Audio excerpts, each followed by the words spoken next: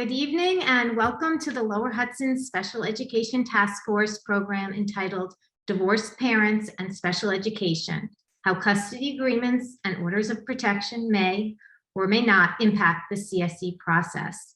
My name is Julie Passman and I co-chair this regional task force along with Jessica Bauman. Jess, you can wave your hand. And we are also joined by several task force executive council members, including Jean Lucchese, who is an incoming co-chair, the task force secretary, Alyssa Galea, who is managing the Zoom, Stephanie Roebuck, who's one of our presenters this evening, Stephanie Shabman, and Stephanie Bellantoni. Before we get started, I need to mention that attorneys can turn on closed captioning by clicking the CC button at the bottom of the screen. You can then select Show Subtitle, which will show the CC as subtitles on your screen, or View Full Transcript, which will show a chat box with all of the closed captioning. I also want to share our notice of recording. This training will be recorded. It actually is being recorded to ensure the information will be available to all who are interested. If you do not wish to have your image appear on the recording, please turn off your video. And I would suggest that everyone does, who is not speaking, turn off your video now anyway. If you do not wish your name to appear on the recording, please change your name by clicking the three dots, which are typically at the bottom of your screen, selecting participants, hover over your name, select more, then rename to something that does not identify you. So for those of you who are not familiar with the Lower Hudson Special Education Task Force, we are the regional arm of the New York State Special Education Task Force, which is run under the auspices of Disabilities Rights New York. The Lower Hudson Special Education Task Force seeks to bring together the full spectrum of stakeholders in special education in forums such as this to promote positive outcomes for children or students with disabilities. So tonight we are so fortunate to have an incredible panel tonight. These two highly knowledgeable and experienced panelists are Dolores Gephardt and Stephanie Roebuck. Their credentials are impressive and extensive, and I will share a little bit from their bios with you now. Dolores Gephardt is a partner at Goldschmidt and Genovese LLP in White Plains. Her law practice is concentrated in matrimonial and family law, collaborative divorce, and matrimonial appeals. Ms. Gephardt is the past president of the Westchester Women's Bar Association. She's a member of the Committee for Judicial Restoration of Parent Education, a group of matrimonial practitioners, judges, and educators. She has been named a super lawyer by Thomson Reuters since 2012. Ms. Gephardt has lectured numerous times for the New York State Bar Association, the Women's Bar Association of the State of New York, the Westchester County Bar Association, the Westchester Women's Bar Association, and the New York County Lawyers Association. Ms. Gephardt is a member of the Board of Directors of the Association for Children with Down Syndrome. Stephanie Roebuck is a principal member of the White Plains law firm of Keenan Bean, PC. Her practice is concentrated in the representation of school districts and municipalities. Ms. Roebuck has been an adjunct professor of school law at a number of colleges, most recently at Manhattanville College School of Education. A frequent presenter, she has participated in seminars for such organizations as the New York State Bar Association, the New York State School Boards Association, and the Westchester Putnam School Boards Association. Ms. Roebuck is currently on the executive committee of the Lower Hudson Special Education Task Force, and she was proud to be the first chair of the Women's Bar Association of the State of New York's Education Law Committee. So this evening, Ms. Roebuck and Ms. Gephardt will present on a range of topics impacting divorced parents, their children with disabilities, and the school staff, private professionals, and others who work with these parents and their children. We will try to reserve time at the end of the program for a panelist to address participants' questions. You may type your questions into the chat box at any time during the presentation, and we will keep an eye on those and we will present them at the end of the program, assuming that time permits. Please note that the panelists will not be able to address fact patterns about individual students. We ask that you craft your questions broadly so all participants can benefit from the discussion. Also, please note that the panelists are not providing legal advice to attendees. Rather, they are offering general information. You should consult your own attorney regarding personal legal matters. And with that, I turn it over to Ms. Roebuck and Ms. Gephardt. Thank you. Thank you, Julie. Thank you for joining us all today. Dolores and I are going to go through some of the issues that have arisen in my practice as representing school districts, and in her practice representing families in family law issues relating to some issues involving not just special education issues, but we're going to concentrate on those. So at the very beginning, I want to talk a little bit about just general school issues and which parents have the right to do certain things as it relates to their child within the school system. The next thing I want to go over is order of protections and how that may impact some of the general school issues that we will have just addressed. I'd also then like to discuss the Family Education Rights and Privacy Act, commonly known as FERPA, and how that may be impacted by custody agreements. Then we're going to get into specific issues as it relates to the IDEA and the rights of parents or guardians to consent to evaluations, consent to services, and bring impartial hearings. So I'm going to present obviously from the school district side, and then ask Dolores to chime in as it relates to any issues that may be important for individuals to understand as it relates to custody agreements or separation agreements and the like. And then Dolores has some information that she wants to impart with regards to, some family law issues that are important when dealing with students, or children who may be suffering from disabilities. Okay, so with that, I'm just going to start with some of the general issues, and Dolores, just please feel free to jump in when you have information that is important for the audience to know. So generally, when it comes to issues relating to parental rights that are not involved in the special education realm, so unless there's a custody agreement or an order of protection that has terms to the contrary, either parent, regardless of their custodial status, will be allowed to pick up their children at school, contact teachers and administrators to get information about their children, and attend parent-teacher conferences. So you need to understand that the fact that a parent may have sole physical custody does not necessarily result in the non-custodial parent being precluded from picking up their children or participating in their education through the mechanisms I just discussed. Is there anything that you need to chime in on at this point, Dolores? I would just say if you are a divorced parent and you have a court order, or if you have an agreement that limits the rights of the other party, please file a copy with the school district. You won't be the only one, but you have to tell the school, because it's true. They don't know what your deal is. They don't know what your order says. You need to communicate. Right, and that's a very good point. And also make sure that they're updated. Upon registration, we may get a custody agreement that then has been modified 4 or 5 different times, and school districts are still working off of an older version of the custody agreement. So it's important to keep the school district aware. Just I just want to say this up front from a school district perspective. The school districts are not going to get involved in your custody disputes with your children, regardless of whether or not we know one parent very well and they are working in the best interest of their children, and we don't know the other parent at all, and we're being told that they're deadbeats and horrible people. It really is not going to matter from a school district perspective.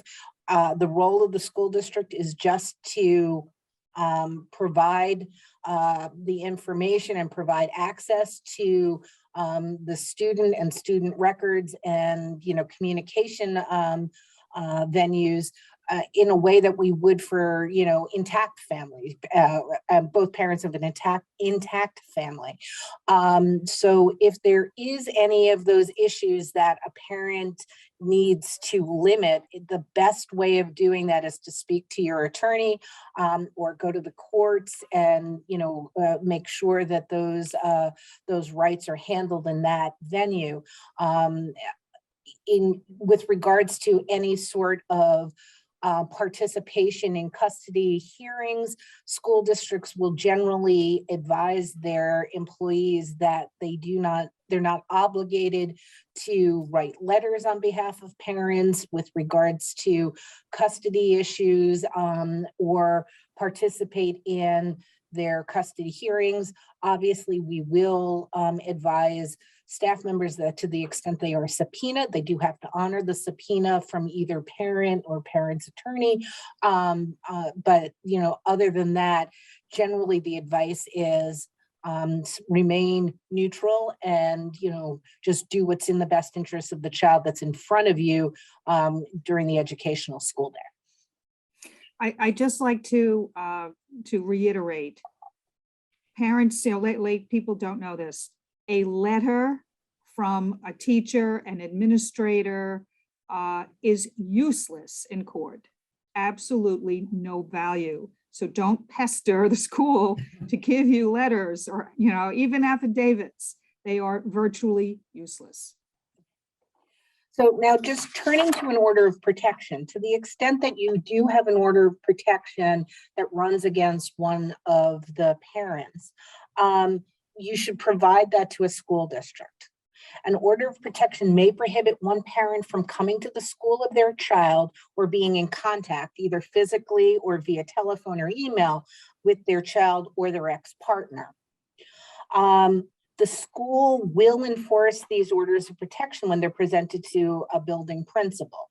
However, order of protections prohibiting a parent from being in contact with a child does not prohibit the parent from receiving records or attending meetings at school where the child will not be in attendance, depending on the wording of the order of protection. So if it says they can't be within, they can't be in physical contact with their child, we would allow that parent to come to a parent-teacher conference if the child's not going to be present. If the order of protection indicates that the parent is not to come to the school building of the child, then they would be prohibited from coming to that parent-teacher conference. I'd like to point, I'm sorry, Steph, Yeah, I'd like to go ahead. point out the boilerplate language that most family courts that I've ever dealt with says, for example, stay away from the school of Johnny or Susie, right? And if you want another deal, you need to speak up to the family court judge. But by and large, if you're prohibited from having contact with the child or the mother, shouldn't say that, to a parent, then you absolutely will not be able to go near the school. If the order of protection prohibits the two parents from being in contact with each other, that does not mean the district can stop communicating with the parent that has the order of protection running against them. Additionally, districts will make available virtual or telephonic access to such things as CSE meetings if the parent who has the order of protection against them still wishes to participate and there's nothing in the custody order or the order of protection extinguishing that parent's rights or participating in educational decision-making. Okay, so just moving on to FERPA. Family Education Rights and Privacy Act is a federal statute that addresses who has access to educational records of the child and also protects those, provides the parents with certain rights to access to those educational records. The United States Department of Education Student Privacy Policy Office has stated that unless there is a court order or other legally binding document relating to custody, to the contrary, FERPA gives custodial and non-custodial parents alike the same rights with respect to their children's educational records. A district has the right to ask for legal certification of parenthood from the parent requesting access. So if you register your child and present the birth certificate and 2 names are on it, and we register the child with the 2 names of the parents, we're not going to ask for legal certification of parenthood. But if one parent registered the child and left off the information relating to the other parent, so the mother registers the child and does not indicate who the father is, and then the father appears and wants access to educational records, we have a right to ask for that information to establish parenthood. Once it's established, unless there's something to the contrary, we are going to provide educational records. And I think this is important. A lot of times when parents have custody agreement that provides them with sole physical custody, they work under the assumption that means they're going to make all the decisions, and they're going to, only get the notices for meetings, the cafeteria information for lunch for the month, the school code of conduct and the calendar at the beginning of the year. That's not the way school districts necessarily operate. They will provide that information to any parent of a child, unless there's some custody order or agreement to the contrary. So let me just talk specifically about the IDEA, and Dolores, feel free to jump in at any point while I'm going through this piece. So the IDEA provides rights to parents of classified students in the case of in the case of intact families. Parents make decisions for children such as referrals, consents for evaluation or services, and initiating due process proceedings.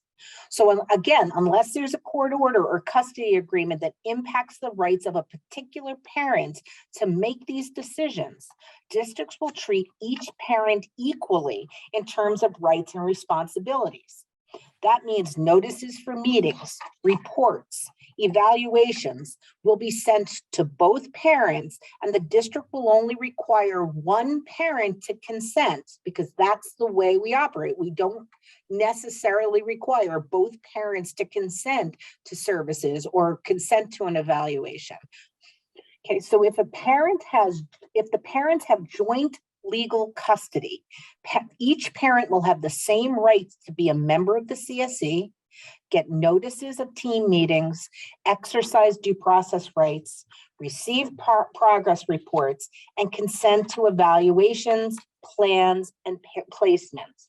The fact that one parent has physical custody does not change this analysis.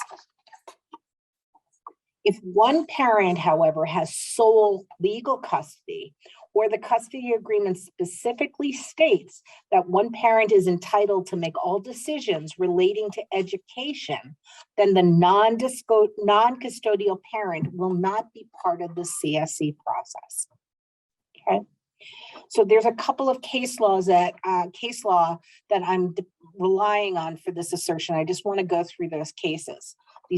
And I know we have some non-attorneys in the audience, so I'm not going to go into a lot of great legal analysis. I just want to go through the findings of these cases so that Dolores and I can have a discussion as to what you should think about when you are separating and determining what should be in a custody agreement. So in the first case, in Fuentes v. Board of Education, the City of New York, the Court of Appeals in New York, which is the highest court in New York State, addressed the question of whether a non-custodial parent has the right to bring a request for due process when the divorce decree and the custody order is silent as to the authority to make educational decisions on behalf of the child. According to the Court of Appeals, it was settled law that absent a specific provision in an agreement, the custodial parent has sole decision-making authority quote, with respect to practically all aspects of the child's upbringing, end quote. So the court recognized the difference between a non-custodial's right to participate in the child's education, which was going to be retained under this decision, and the right to control educational decisions. The court wrote, quote, generally, there is nothing which prevents a non-custodial parent, even with one without any decision-making authority, from requesting information about, keeping apprised of, or otherwise remaining interest in the child's educational progress. Such parental involvement is to be encouraged. However, unless the custody order expressly permits joint decision-making authority or designates particular authority with respect to the child's education, a non-custodial parent has no right to control such decisions. This authority properly belongs to the custodial parent, end quote. So when I look at that case, I draw the distinction between some of those access rights, access to talk to the teacher, access to see educational records, access to attend a parent-teacher conference, and make the same distinction the court is making. When it comes to things like consenting to a child's evaluation, making a referral to the Committee on Special Education, or bringing a request for due process. In those instances, those are more along the lines of controlling the decisions relating to the child. Okay. Now, interestingly, there was also an appeal decision I want to talk about, which doesn't have to do with special ed, but I think it is another one of these distinction situations. An appeal of a student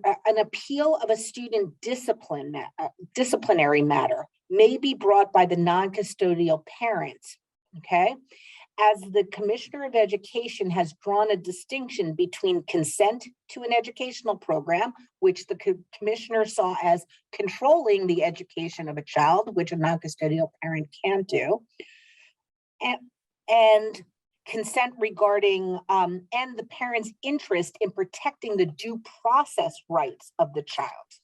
So the Commissioner allowed the non-custodial parent to appeal a student disciplinary matter where she wouldn't have allowed an appeal of, or the state review officer wouldn't have allowed an appeal of a decision of a hearing officer relating to a special ed matter if the non-custodial parent did not want if the custodial parent did not agree that the appeal should be taken. Okay.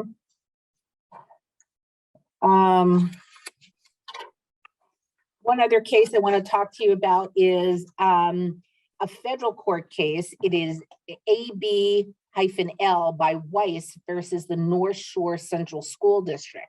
In that case, the Eastern District of New York ruled that a non-custodial parent lacks standing to bring a request for due process, as the child's father was granted exclusive custody of the child through a proceeding brought by Family Services. The mother had sole custody at one point. Family Services removed the child from her custody, and in a guardianship proceeding, the court granted full custody to the father. The mother did not like the decision the school district was making as it related to the child's education, and brought a request for due process. And the court ultimately had held that she did not have standing to pursue that proceeding. So Dolores, what would you advise clients to do in these situations if they have a child that may be disabled to best protect themselves? Well, I'm listening to all this and I'm thinking that this is why people spend hundreds of thousands of dollars and years of their lives battling custody cases. I'm just going to give you some custody law 101. And that is the custody. This is actually on my outline now, but I'm going to jump to it because it's appropriate to do it here. Custody comes in several flavors, folks. I mean, Stephanie's tossing around these terms, joint legal, sole, blah, blah, blah. What does it all mean? Okay. Sole custody means that one parent or the other has the authority to make all decisions regarding the child. What are those decisions understood to be?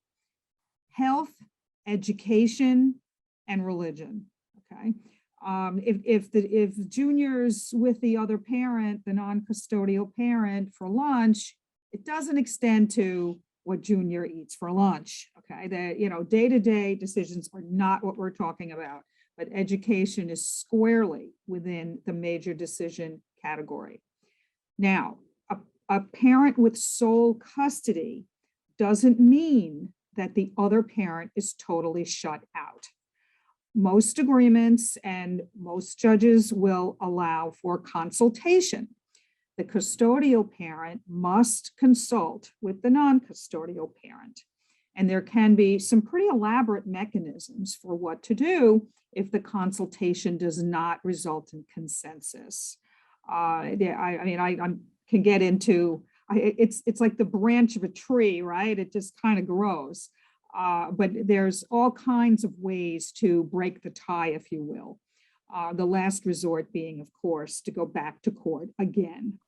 But that's sole custody. That is, believe it or not that common these days. The flavor of the month is joint custody. All right, joint legal custody means that both parents have the right to make these major decisions for the children. And I'm not just talking about special needs kids here, I'm talking about all kids. How does that happen? Well, again, the parents have to consult and they have to use their best efforts to reach consensus on a decision. And if you can't, again, most decisions have a fairly elaborate mechanism or mechanisms in the plural to break the tie. Residential custody is a different animal altogether, right? When we say legal custody, we're talking about who makes decisions regarding the children. Residential custody is where's the child live, right? That's important for school purposes because Junior needs to live somewhere to be registered for school. And I can't tell you how many clients say to me, okay, parent A is going to live in, this fabulous school district with really high scores. I'm sorry, let's do it the other way. The custodial parent is living in a school district with less of a reputation and perhaps lesser scores. And so the non-custodial parent says, don't worry, we'll enroll Junior in my school district. I am willing to bet, and I know from experience, because my former neighbor was in charge of this in my school district. He was the police for this. School district ferret this out because they don't want to educate they want to educate their own. They don't want to educate some other district's child without other, like usually for tuition, right? But they're very, very, very cautious about this. So, you need to be aware of that. Don't think that you're going to be able to get over on these school districts because Stephanie is hot on the trail. Yeah, I mean, I didn't get into residency. I could do a whole presentation on residency as it relates to, divorced parents or separated parents. But you're absolutely right, Dolores. What school districts are going to look at in terms of residency is where the child lays their head a majority of the time, so that if the child is living with one parent during Monday through Friday and spends the weekend with the other parent, the custody, the residency for the school district purposes is going to be the Monday through Friday parents' home, not the parent who has the child on the weekend. There are, in, some situations, the split between two parents is a lot more elaborate. They spend, 10 weeks with one parent, 10 weeks with another parent, and then it gets a little more complicated as to which school district may have the obligation to educate, if both parents are not living in the same school district. But you're absolutely right. We will figure it out.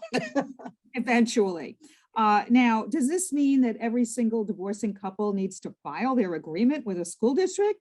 No, okay, which is why a lot of parents think they can get away with this, and they can for some time until it eventually comes out. But let's talk a little bit about residential custody then. Primary residential custody is exactly as Stephanie suggested. With whom does the child live most of the time, right? But these days, again, the flavor of the week is shared residential custody, and many clients have a pure 50-50 situation. It can be 1 week on, 1 week off. It can be, 2-5-5-2. I mean, there are all kinds of permutations and combinations. So if you are a divorcing couple, what do you need to think about, right? If you're going to live in the same community, in the same school district, doesn't matter. But when it comes to parents living in different school districts, it absolutely does matter. You need to come to an agreement about which address is going to be the child's official address for registration with school and other programs as well. And that needs to be decided in your agreement. I say agreement because I'm going to discuss this later, but the last thing you should ever contemplate is allowing a judge to make a decision for you about the custody of your child. They don't want to do it, but if you make them do it, I can guarantee you're both going to be unhappy. Both parents are going to be unhappy and a lot poorer. But we'll get to that later. So that's the deal with custody. When you hear these terms, legal custody, residential custody, primary, right? That's what it all means. And, what Dolores was just talking about in terms of, that joint residential custody, that does present a challenge for school districts. Now, if you do what Dolores is suggesting and put the primary address for educational purposes in an agreement, that's great. That helps tremendously. If it doesn't, then the school district's going to have to sit there and parse out, okay, is it truly a 50-50 split? And then the Commissioner of Education has suggested that the parents can then determine which school district of the two, if the parents are living in different districts, the child should attend. But if it's not truly a 50-50 split, we're going to make the determination that you are the child is a resident in the district that the parent who has the majority of time with the child, that's going to be the school district. And that could, be not what you and your ex-partner were contemplating. So it may be very important to spell some of those things out. One of the other things I just want to touch on before I kind of hand this over to Dolores, fully, is there have been instances where when parents don't agree and you're in that situation that Dolores is telling you not to get into, where the court is trying to determine who should have custody of the child, where we will have guardians for the child who are appointed by the court, contact the school district with regards to access to records, access to, they want to interview school psychologists, they want to interview teachers, and the like. If you don't want to be in that situation, I can tell you right now, but the school districts will cooperate if there is a court order, determining the fact that this guardian is appointed by the court and that we're being, and that he or she is making a forensic report for the court with regards to what's in the best interest of the child. But there still would need to be some document from the court signed by the judge or by both parents that would allow that guardian to have access to school records, because FERPA is going to preclude access to school records unless we have a validly issued court order releasing those documents, or both parents are consenting to release those educational records to a third party. All right. So Doris, you want to take over in your Yeah, I'm gonna start at this jump off point, and I'm gonna clean it up a little bit. What I think Stephanie is referring to is an attorney for the child, right? yes, that Which correct. is the new, well, maybe not so new, a term for a law guardian, right? And that term was changed to attorney for the child after the report of the Honorable Sandra Miller, the Miller Commission, which came out 2006. So now we use the term attorneys for the children. That person is not a neutral. This is a usual misconception. Oh. This attorney is appointed by the court to represent the children's interests in a custody proceeding, right? They do not have any magical claim to neutrality. In fact, the opposite can be true. I just settled yesterday an appeal, believe it or not. You can settle appeals. And the subject children, it was a family court matter, and the subject children were represented by counsel. And that attorney had made, one position known about what her clients wanted.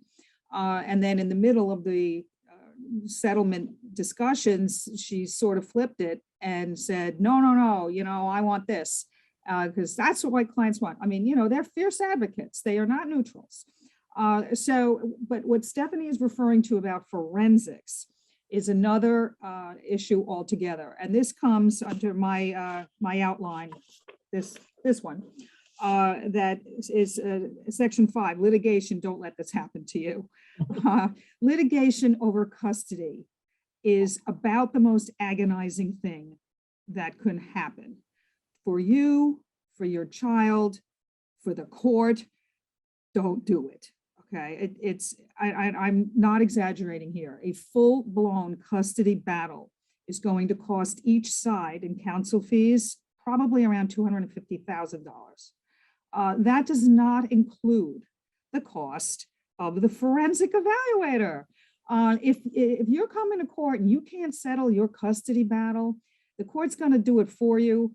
And they are more likely than not going to appoint a forensic evaluator to do it. That is a mental health professional whose job it is to interview the parents, the children if they're old enough, relatives, teachers, collateral sources of any stripe, okay? Why?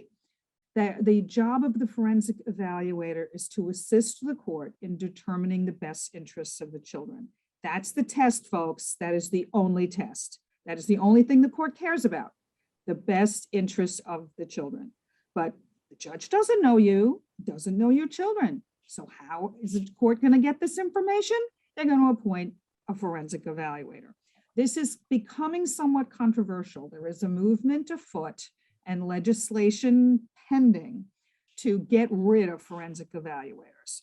So, but the information I'm giving you is current right now. And guess who has to pay that person? The parents, right? Unless, this is a situation where neither parent has money, and then that individual will be appointed by the court at the state's expense. But it's a miserable experience. It's an expensive experience. You aren't going to like it. Expert witnesses, great. What does that mean? If you have a special needs child and you need to, often the dispute could be between parents about just how disabled is Susie. Each party then lines up their expert witnesses, some psychologist or some neurologist, some orthopedist who's going to get on the witness stand and testify about Susie's disability. Who's going to pay for that? You are. Right? Custody trials, like I said, an expensive and agonizing procedure. don't do it if you can possibly avoid it.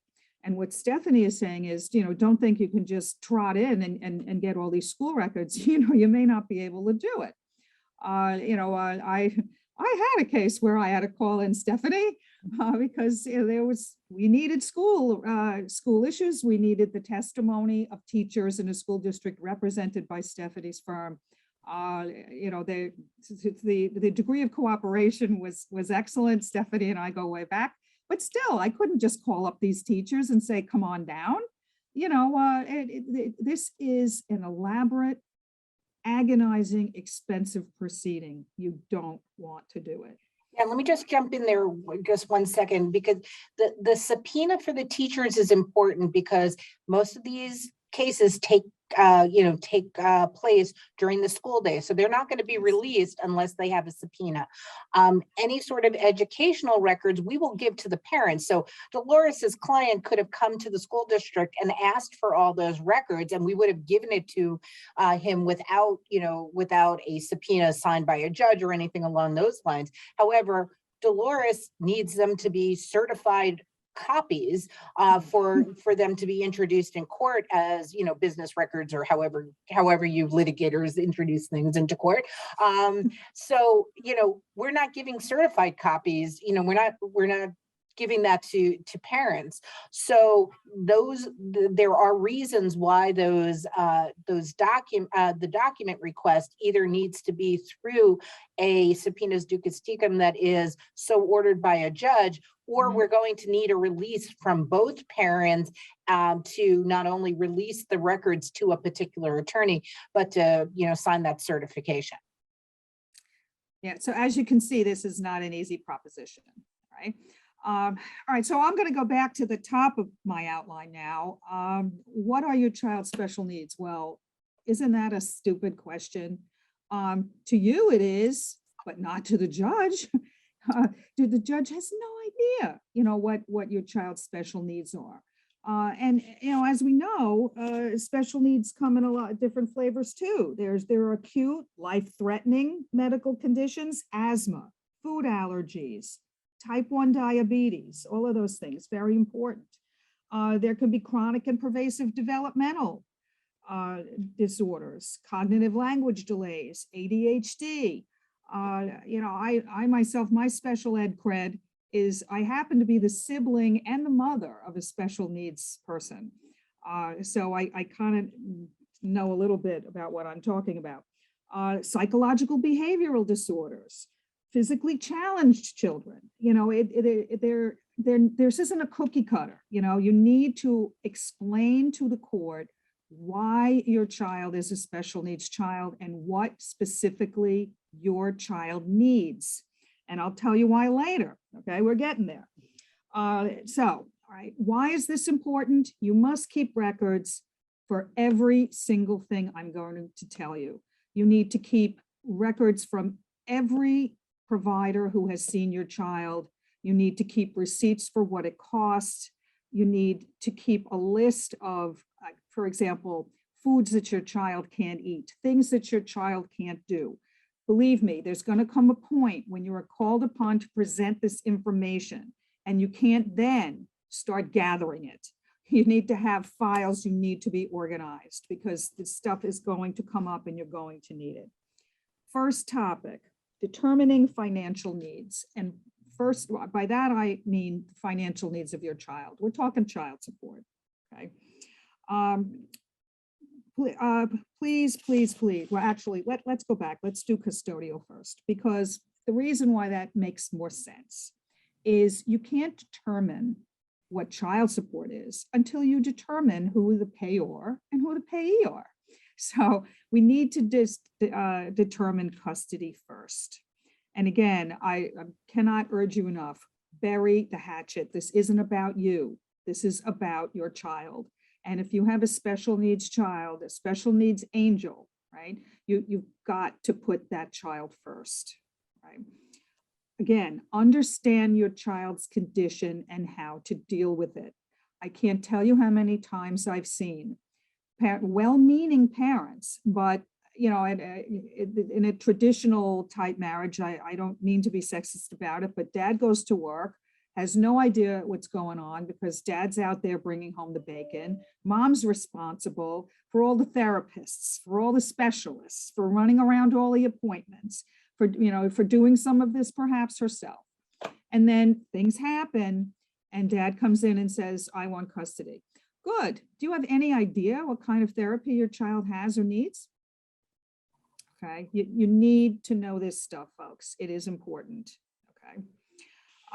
Again, we already did custody. It comes in several flavors, and it's important to know the distinctions.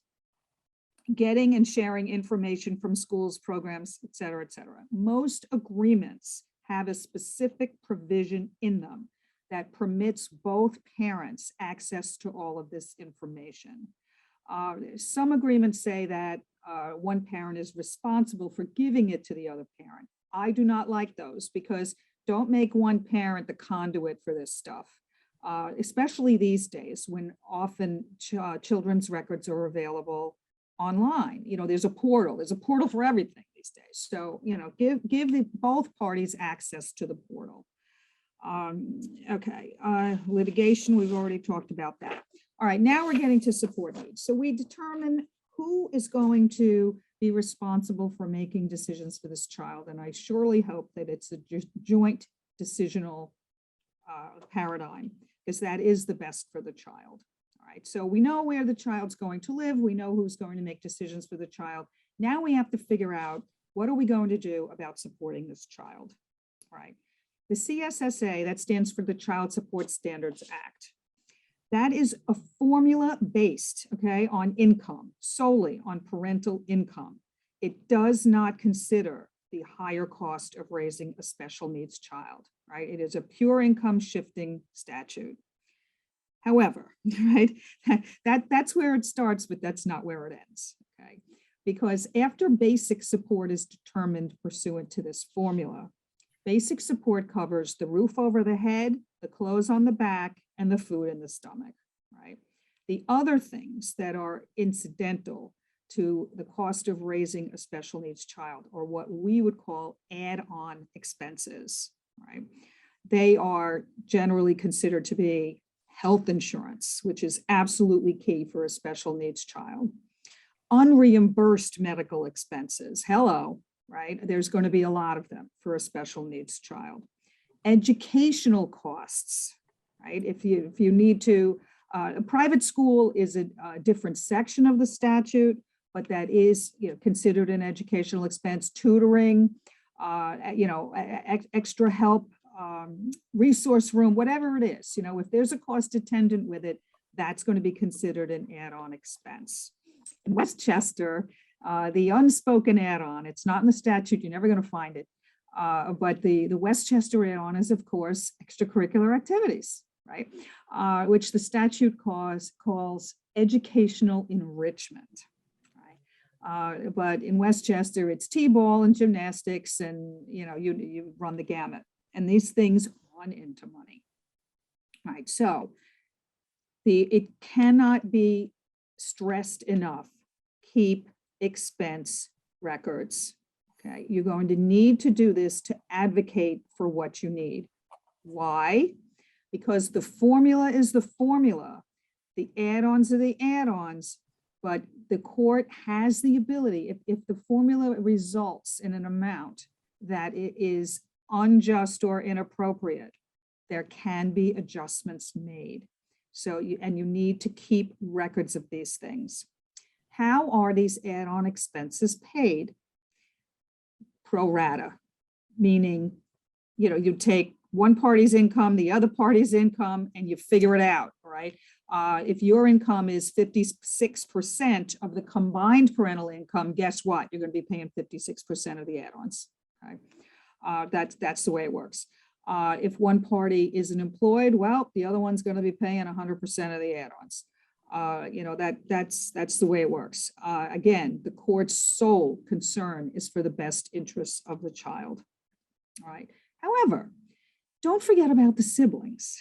All right. Sometimes they get lost in the sauce here. You have expenses for raising your other children too. And the worst thing you can do is forget about them in this process, right? So please don't forget about the siblings. I know what I'm talking about, right? Medical insurance, again, absolutely key.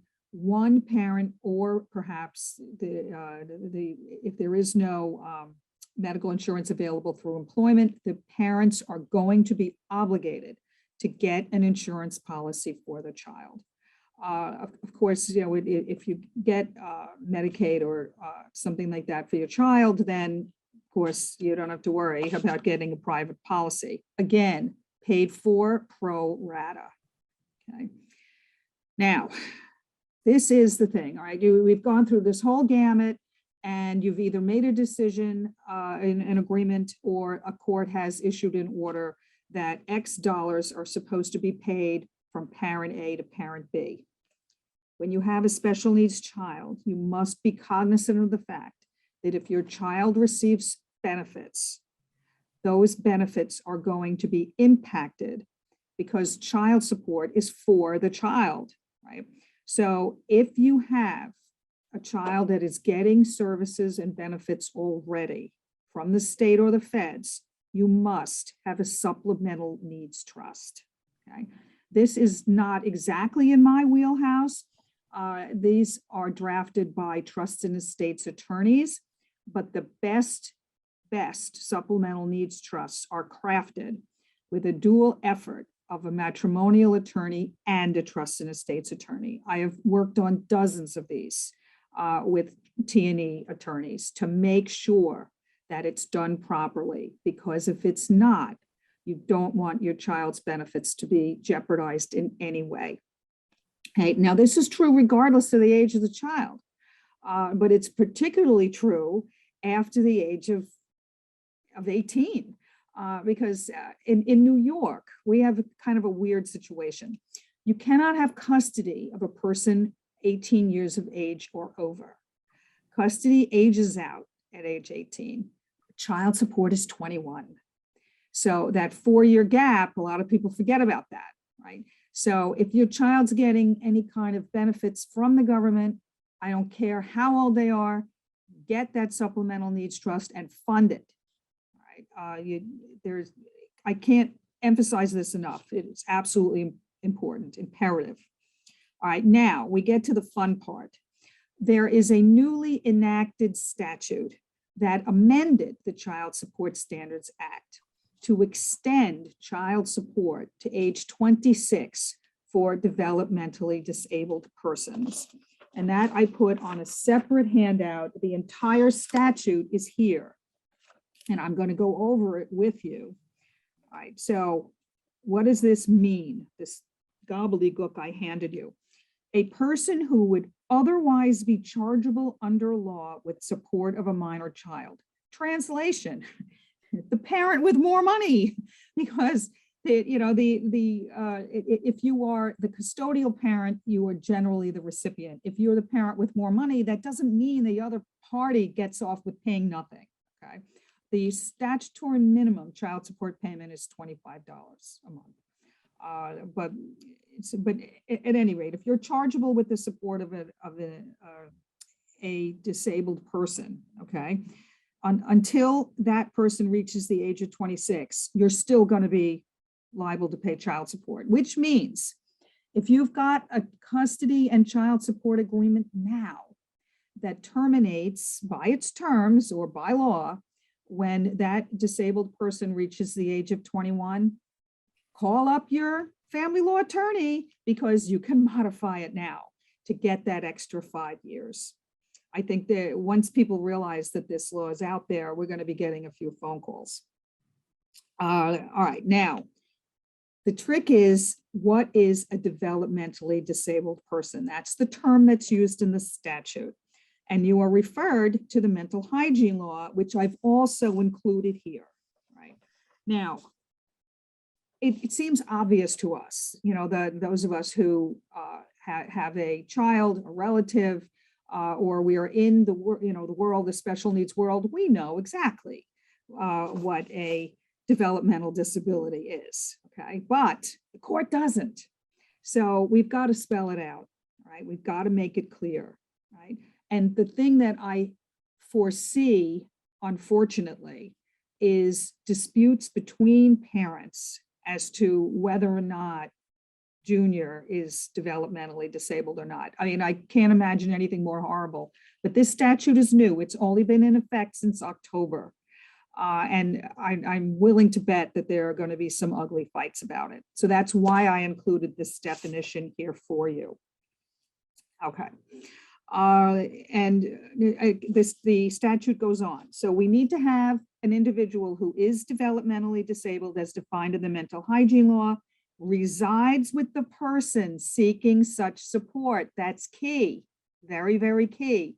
The developmentally disabled person has to live with the payee, okay? And is principally dependent on such person for maintenance. That was a poorly chosen word because in our world, maintenance means something else, but you get it. The developmentally disabled person has to live with you and you have to be responsible for that person's financial support. All right. A finding of a developmental disability shall be supported by a diagnosis and accompanying report of a physician, licensed psychologist, registered nurse, et cetera, which is why I think that someday there's going to be battles about this. It's going to be expert versus expert, which I would hate to see, but they're kind of opening the door to it with this language. All right, section 2, the court shall make its award for support for such individual in accordance with the provisions of subdivision 1B, blah, blah, blah. That's the Child Support Standards Act, folks, okay? So this is the language that actually extends the CSSA to age 26 for developmentally disabled persons, right? And the court may consider whether the financial responsibility of caring for the individual has been unreasonably placed on one parent when determining the support obligation. Wow. Okay, they're just asking for major litigation, and I think they're going to get it. The duration of time the court may use when considering this factor shall be limited to the time period from when the child turned 21 until the individual turns 26. That's a very important provision, right? Because at the age of 18 or 21, that's the point where educational opportunities for a lot of developmentally disabled kids cease. So, you know, that this is like a critical time. And they want to make sure that if there's going to be an increased financial responsibility for perhaps aides or something to do during the day because there's no longer any schooling, and that's going to create an incidental increase in expense, that's what they're getting at with this language, okay? And again, if a child support order ended at the age of 18, then such time period shall be from when the child turned 18 to 26. I never seen a support order that ends at 18, but I guess they're out there somewhere, but I wouldn't agree to such a thing. But anyway, let's move on. The court has jurisdiction to determine proceedings brought by petition and order to show cause for the determination of support. All right, so you bring it to court and they will help you. The court, section 4, the court will have discretion to order the payor party to make support payments either to the petitioner or to the trustee of an exception trust, quote unquote. They are referring, of course, to a supplemental needs trust. These courts are not stupid, they get it. They're not going to put your child's services or benefits at risk. Okay. And then section 5, except where inconsistent with this section, all provisions of this article shall apply to all orders of support for adults with developmental disabilities. So in other words, come on back. If you had one that ended at 21, come on back. So that's what this means. It is very new, obviously, only a couple of months of duration. Not that many people are aware of it. And by that, I don't mean attorneys, we're all aware of it. But you need to tell your client, guess what? It's going to be till 26 now. But make sure if you don't have your paperwork, if you don't have those diagnoses handy, You don't want to be scrambling for it at the last minute. Have your records, please, please, please. I can't tell you how important it is. All right, let's see. Okay, so now that's child support in a nutshell, right? And now, what about support for the custodial parent or the parent who is less moneyed, okay? Spousal support in New York is called maintenance. The federal government in the Internal Revenue Code still calls it alimony. It's the same thing. You will hear family law attorneys use the terms interchangeably, alimony, maintenance. It's the same thing, all right? It's also formula-based, and this has been for the last, oh boy, about 8 years. At the time the maintenance formula was enacted, and I was part of that enactment. I testified to the Senate Judiciary Committee. We did an awful lot of work on it. And that was at a time when the payment of maintenance was tax deductible to the payor. And so we made a lot of deals that way. You know, well, guess what? You know, you're not really paying $1,000 a week. It's really less because you get a tax write-off. And that's how the formula was developed, with that in mind. Well, of course, as we now know, the payment of maintenance is no longer tax deductible to the payor. And so the formula doesn't really work so well anymore. But there has been no movement to revise it. And I think it's because it was so painful to get the formula in the first place. It took us a lot of years and a lot of wrangling and a lot of negotiating. No one seems to want to open that Pandora's box again. So the formula doesn't work so well. Well, where does that leave you? And that's why I mentioned the 15 factors. After this formula is calculated, and it's pretty complicated, it's kind of annoying, but you have to do all of these calculations, and whichever one is lowest is what the payment is, believe it or not. So if it doesn't really work so well, if it's not just or appropriate, there are 15 factors that the court can use to adjust the payment up or down. Now, I'm not going to tell you what all these 15 factors are. That's for your family law attorney to do. But I can tell you that from where you sit, right, there are a couple that you need to know, okay? Factor number 9 is the reduced or lost earning capacity of the custodial parent. If you had to give up your career to stay home with kids, and particularly a special needs child, that's going to factor in to getting perhaps more maintenance, all right? I'm sorry, that's factor 12. The care of a disabled person is factor 9, right? If you have the full-time care of a disabled person, and I don't necessarily mean a child, it could be a sibling, it could be a parent, it could be anyone, but if you have the care of a disabled person, that's a factor. Factor number 15 is my favorite because that's the catch-all factor. Any other factor that the court would find just or appropriate. So keep those 3 in your arsenal, because if you are the parent of a disabled child, you need to make sure you have enough support for yourself, okay?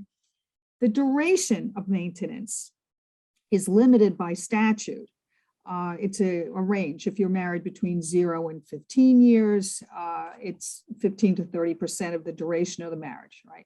It's a range, but also the factors come into play. So everything's adjustable when it comes to maintenance. And again, it is now taxable income to the recipient, okay? It always was. If you are getting maintenance, that is not only taxable income to you, but the maintenance calculations are done first before child support. Why? Because the recipient's maintenance counts for the formula for child support, because it's considered income to you, right? And that is why I recently heard a matrimonial attorney who I have great respect for. This person's quite experienced. When we were discussing this new statute and how it would impact our clients that have special needs children, this attorney said, "Oh, well, then don't pay child support, just pay more maintenance." Oh my God, no, okay, that is probably not the best solution for you. You've got to run, don't walk to your favorite trust and estates attorney and matrimonial family law attorney and get that supplemental needs trust. That is the key. Making everything payable through maintenance is not the answer, folks. I was really surprised when I heard that. So that's what basically what I have to say about this. I know it's a lot of information. And again, you know, if you find yourself in this situation where your marriage is, you know, breaking up and it can't be salvaged, and we always hope that it can be, because the child is the most important part of this formula, right? But if it can't be, you need to keep these things in the back of your mind. And if you always act with this thought, it's the best interest of the child, first, last, and always, you will not make a mistake. Thank you so much, both of you. I don't know, Stephanie, if you had any other thoughts you wanted to add? Not at this time. I think, you know, if we have some questions, we can certainly address those in the minutes we have left. So I would ask if we have participants who have any questions, if you could type them now into the chat box. We do have some time left over, and Stephanie and Dolores can answer them. If people want to take a minute to compose their thoughts. I just want to thank Stephanie and Dolores, because I think incredible amount of information for families and for schools. And we do, as a task force, really appreciate the focus on the child, because that's what this task force is about, bringing stakeholders together to promote positive outcomes for children. So it's really about the outcomes for the children. So I really appreciate the attention that we really align, you know, that you're both focused on the children, just like the task force. Alyssa, or I don't know if any questions went into a Q&A. I don't see any in the chat box. While we're waiting to see if read there, out. oh, okay. Uh-oh. Let's Okay. see.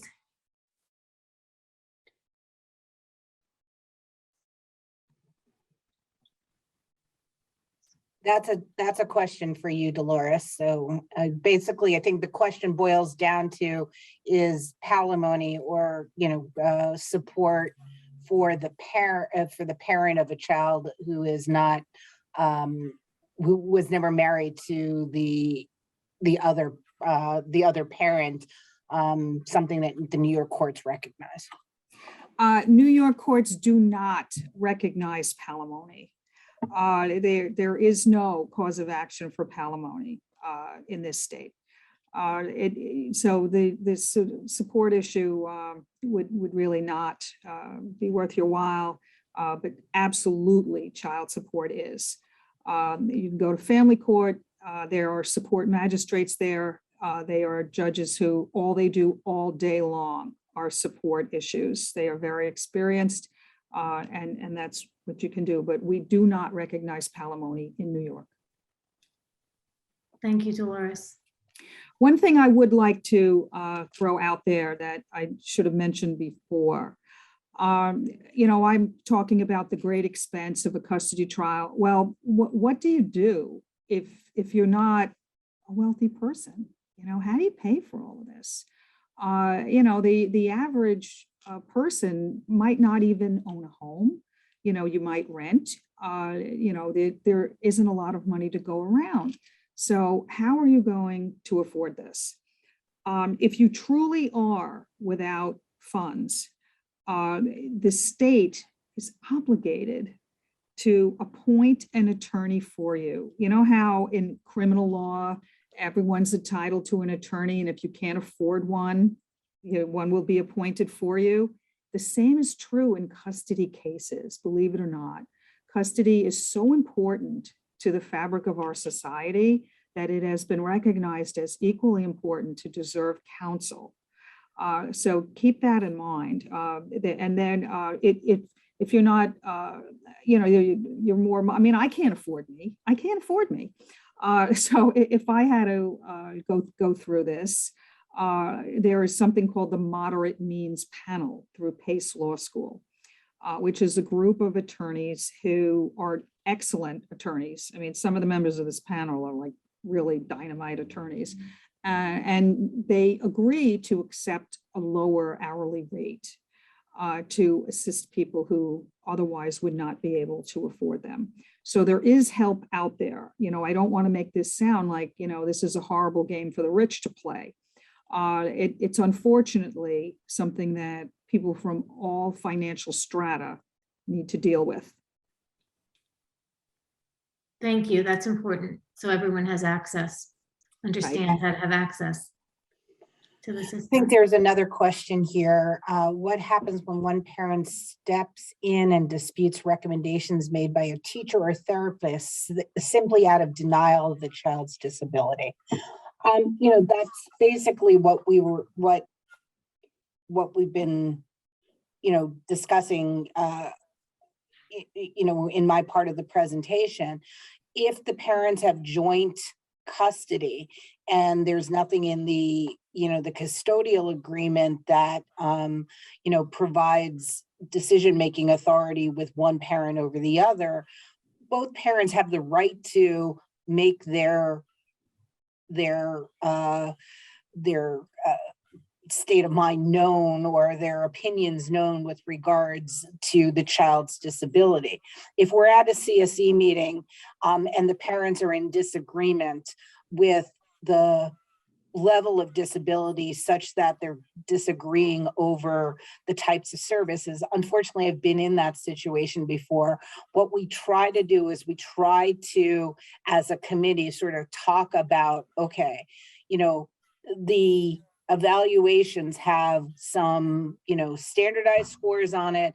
This is the way, in which, the numbers, reflect your child's disability, not looking at opinions, not looking at recommendations. And then what we try to do is we try to have the staff members who really don't have any, skin in the game. They're just looking at hopefully what's in the interest of the child, to make the parent who is protesting feel more comfortable with the decision.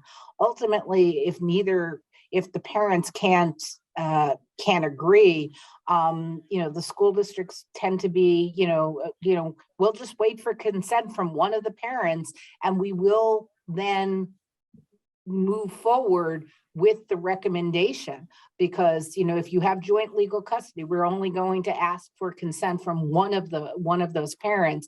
And, what we always tell the parents, if, this is between the two of you, and if you can't make an agreement, amongst yourselves for what's in the best interest of your child, you're going to have to go back to someone like, your attorney and work this out, that the school district's not going to necessarily take sides. Yeah, and from my point of view, this is an all too common and very sad situation where the parents cannot agree on what you're saying is what the child needs. That's really what you're saying. And that you're going to wind up in a situation of expert versus expert. You're going to wind up with a forensic evaluator. You're going to wind up with an attorney for children. You're going to wind up in a mess. I don't know the answer to your question. You can't stop one parent from being in denial, or on the flip side, you can't stop one parent for thinking that the sky is falling, like Munchausen by proxy. These things happen. It reflects more on the parent than it does on the child most of the time. But if you're asking a judge to make a decision, how's a judge supposed to do that? How is a judge doesn't know you, doesn't know your child, doesn't know anything about your family? How is that judge going to figure it out? you know, with the forensic, with all of this stuff, and you're just asking for misery. And I think a lot of times what the CSE will see is that, you know, I think both parents are coming at this from a good place in terms of their beliefs that their child is more disabled or less disabled, more able to function in a less restrictive environment. You know, some parents look at their child and are more protective than, you know, than their spouse or their ex-spouse. And unfortunately, I think through my experience with friends, family, and, you know, through, you know, my practice, a lot of times that can be the source of the conflict that splits up the family, that disagreement between how the child should be, seen from a medical standpoint, from an educational standpoint. So there's a lot vested in which parent is going to be quote unquote right when it comes to, you know, these issues. The most of my clients will try and work with both parents to try and get them to come to a common understanding, but ultimately the CSE is going to make a recommendation for a, you know, free and appropriate education, and we are going to, as I said, take the consent of, you know, either parent in a joint custody situation. And to some extent, around the CSE table, wouldn't it be that the CSE is listening to the input of both parents and then coming up with a decision? And it's not really going back to court because the CSE has made a decision with input from both parents? Oh, look, I think from the school district's perspective, absolutely. But I can tell you, even when that happens, one parent may not be amenable to, you know, or agree with the decision that's made.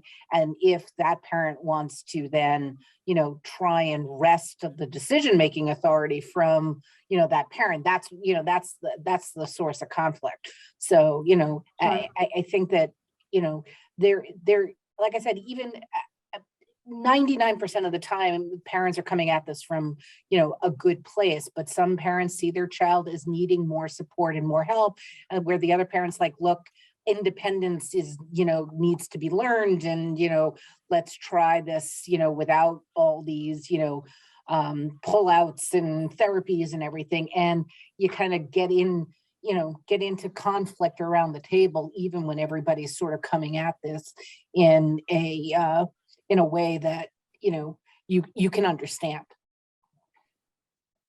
Thank you. I'm sorry. No, please finish. I was going to ask if there were questions. I'd rather finish. Let's finish this conversation. I guess as a parting thought, I try to tell my clients that complain, you know, about their partner wanting too much for their child, or not being in denial about their child. And they're sitting there saying, well, that means I need to make all the decisions because clearly the other party, you know, doesn't have the child's best interests at heart. You know what? Let's take a step back. If your child, God forbid, was hit by a car and your child needed life-saving surgery, I cannot imagine any set of parents, no matter how much they despise each other, that would not be on the same page about what that child needs. Why is this different? This is your child's life, okay? You've got to get on the same page, right? And if you think that the other side isn't doing enough, well, rather than complain, get involved and get some education and ask some experts. And don't sit there complaining.